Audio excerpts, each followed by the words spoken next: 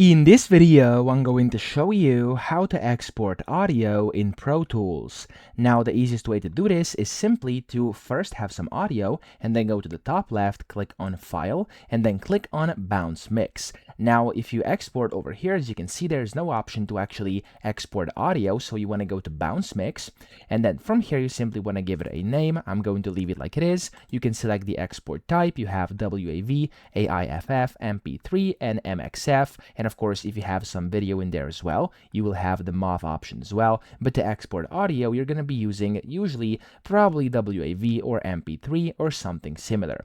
I'm going to leave this as WAV over here, and then you can change the mix source and then kind of the audio properties down here. Then you have to pick the location. I'm going to click on choose, and I'm going to just put this one into, for example, my downloads over here. And then what you have to do is just click on use current folder. When you're in the folder you want to save to, click on the bounce button, and that's really all you have to do to export your audio. Okay, so it's that simple. I hope this video helped you out. If it did, please subscribe to the channel and help me out as well.